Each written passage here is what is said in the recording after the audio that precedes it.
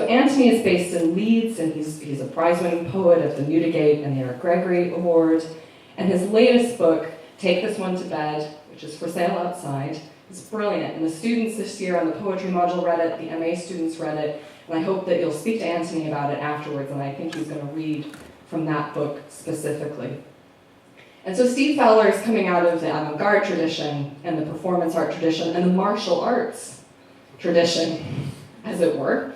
And so he's going to be bringing all those things together tonight. Unfortunately, yes, Steve, that's what you're going to do. That's exactly.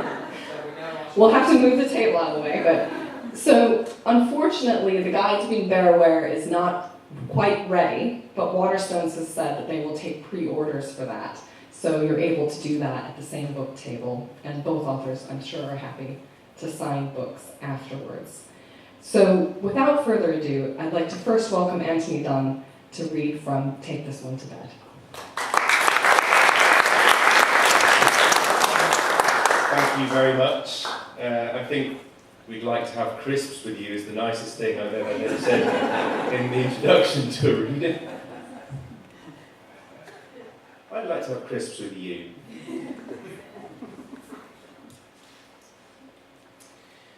And thanks for having me at York Literature Festival, one of the finest literature festivals in the world.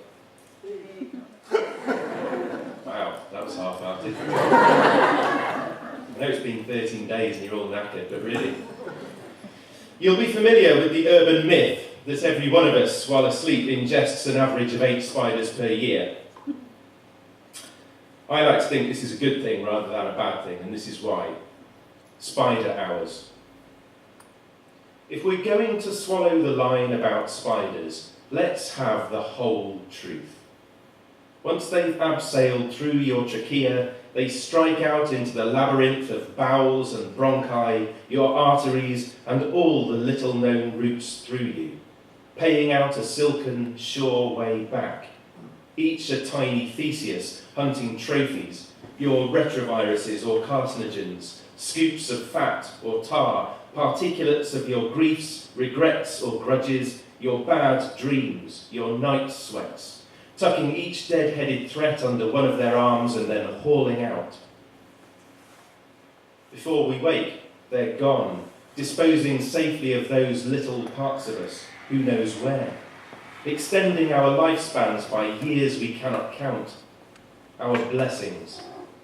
They've been said to bind a broken heart with silk. You make what you will of that. I read that poem at a fairly swanky reading in London a couple of years ago, and I was approached afterwards by a fairly well-known northern publisher of poetry. You'd know him. And he said to me, I really, really love that spider poem, apart from the last stanza where you completely fuck it up.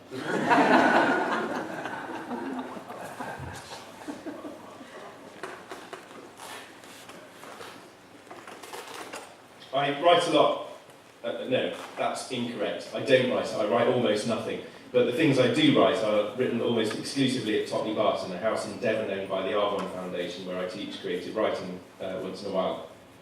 Last time I was there, my co-tutor was Julia Copeless, the marvellous poet, who listened to me moaning about how I'd been kept awake by owls all night, and broke into my room and left on my bedside table 2 cotton buds with a picture of me asleep. I've stopped phoning her and emailing her and everything. This isn't it. When people ask poets, where do you get your ideas from? It's that kind of stupid nonsense. Neighbours. They never lock their homes this far from town. He lives alone, next door to her, alone. They only see each other out of doors, incurious acquaintances for years. A chance remark from her across the bins in tears, and he pops round, lets himself in while she is out, with half a glass of wine to leave beside her tissues and her phone. He moans about the night-long owls, and she comes over with a sketch of him asleep, stickman amid a crowd of Zs and stars, and waits it with 2 earplugs on his stairs. She mentions that she's heard a song she likes, and 2 days later, early, she awakes to find a new disc spinning out the tune through grand new speakers in her living room. And this is how a thing can escalate. From her to him, in time of rain, a boat. While no acknowledgement, no thanks is said, from him to her, her likeness cast in gold. And no, this will not end with them in bed. From her to him to her, the world. Someone just went, oh. I'm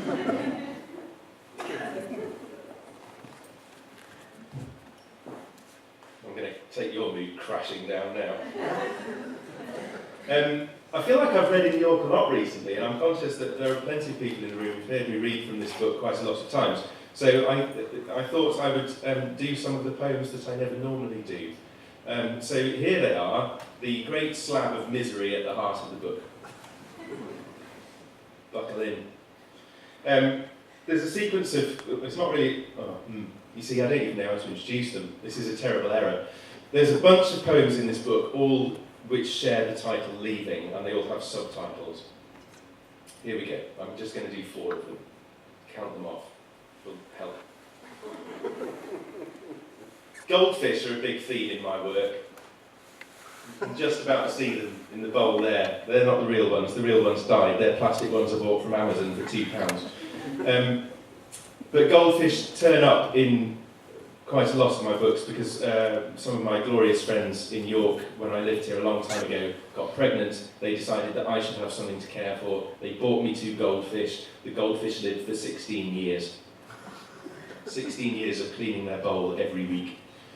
You can see how they've become a theme in my work. Leaving, goldfish bowl.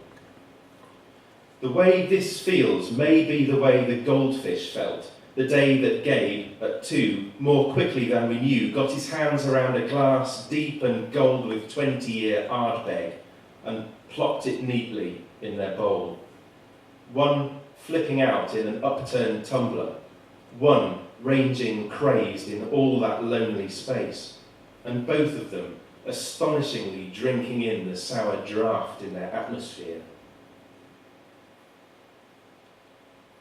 The next poem contains some of the most unreadable words I have ever put into poems.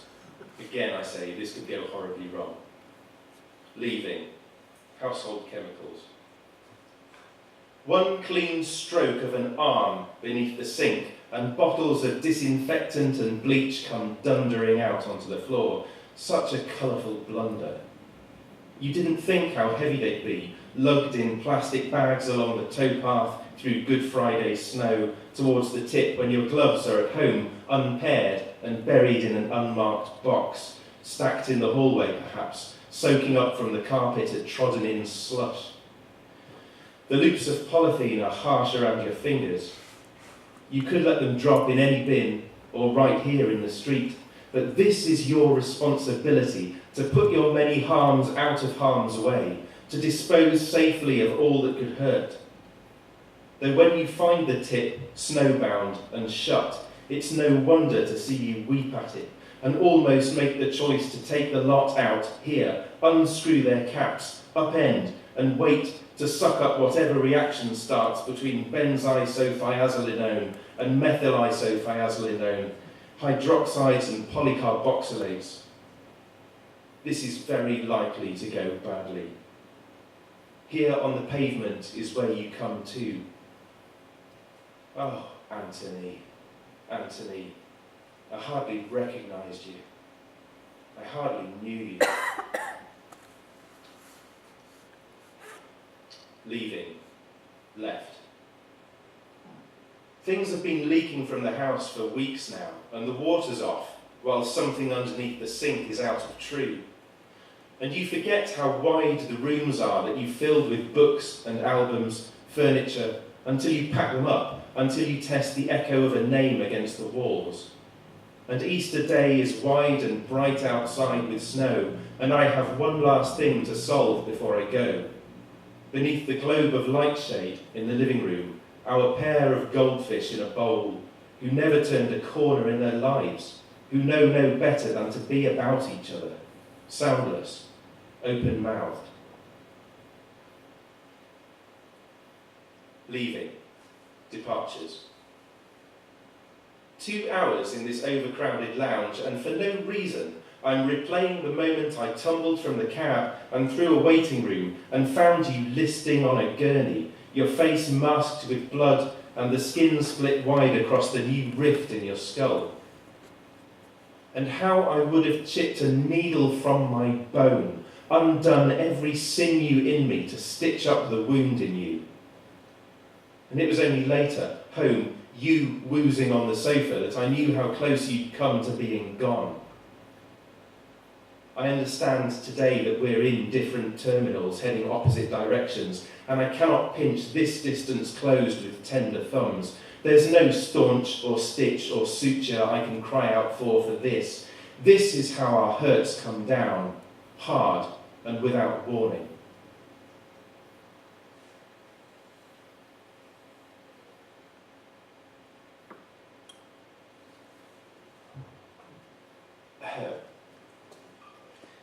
And just to end this little run, this is Mercy. I cut its head off with a kitchen knife while you were out. It didn't fight. Its spine went with a crack. There was more blood than I'd have thought. Before you ask, I don't know how I could. It's just, this is what we do. It was quick. It was past help. 15 years is a long time, isn't it? I bagged it up and took it to the outside bin. I was very sad, yes, and washed and dried its bowl, the chopping board, by hand, and went into the living room to face our son, explain myself.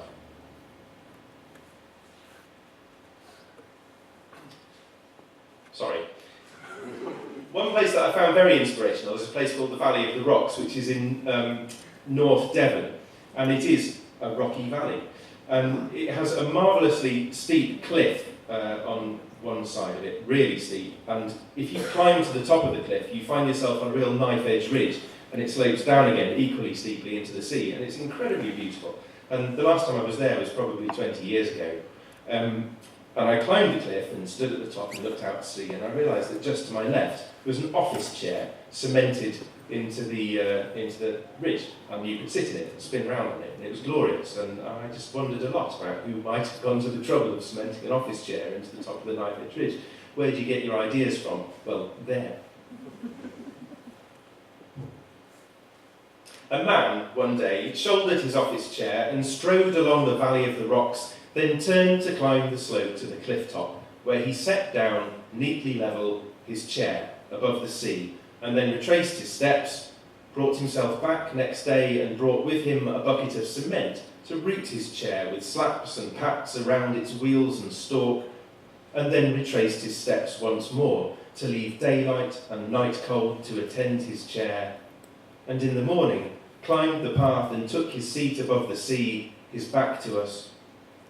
And he was last seen upright in his chair at dusk, as he had been for months, then gone but for the blink of his fag in the dark. Someone must assume his office, his chair, and yes, he is the man I've most admired. Now, settle down, would you? I'm working here. Another poem from Totley Barton, which was inspired by a group of school students who I was teaching one time in the depths of winter. They walked off to the nearest village, which is a 2-mile walk, and they came back, and I could see them coming back down the hill, really awkwardly in a little cluster. And when they got back to the house, they had a giant circle of ice that they had taken from a water butt, and they carried it 2 miles back from the village just to show us. And then we didn't know quite what to do. Token. When the boys came back with a disc of ice prized from the mouth of a water butt, they'd taken turns with its slippery weight across the hills and down towards the house. A riot shield, a lighthouse lens, a wheel from the Snow Queen's chariot, the shed skin of the moon, a puddle closed for business, the plug of a polar fishing hole. A sequin from a glacier's wedding train, a rune, a superhero's hoverboard, a symbol, a baffle, an almost naught, a storehouse of one summer morning's rain, a keyless portal to the underworld, a coin to toss to choose between weathers, a cataract, a long playing record of all the sound that water ever made. In truth, we were afraid we could not think what we should make of it, and turned away and busied ourselves so as not to see the hours and hours it took to come to nothing.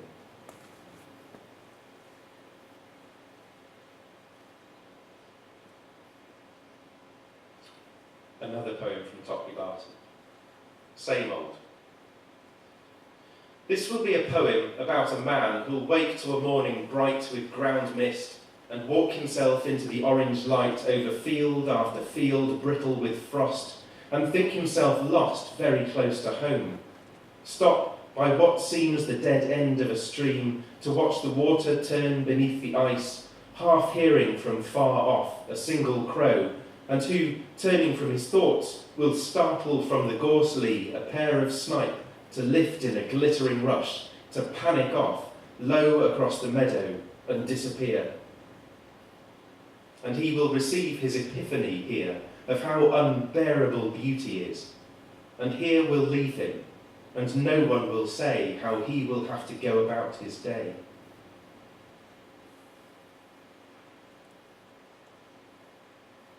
I'm in the unusual position of being able to say I now have a celebrity poem.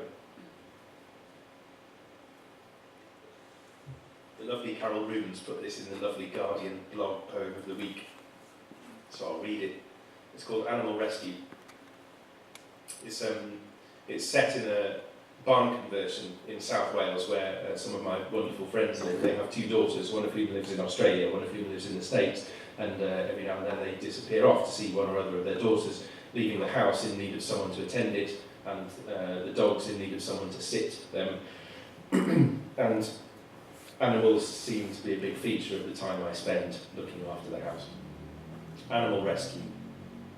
To say nothing of all the moths and wasps I've been opening windows for, the sheep headlocked in the wire of a fence, the newt in the slippery inch of a dog bowl of rain, the spider coming off and off its wall of death in the kitchen sink, and the bat flopping the living room floor in a straitjacket of dust, cobweb and hair.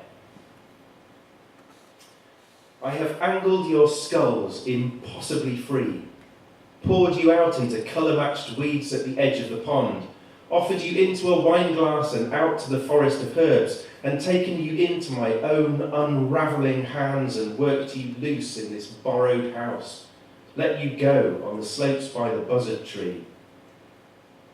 Now, who's coming for me?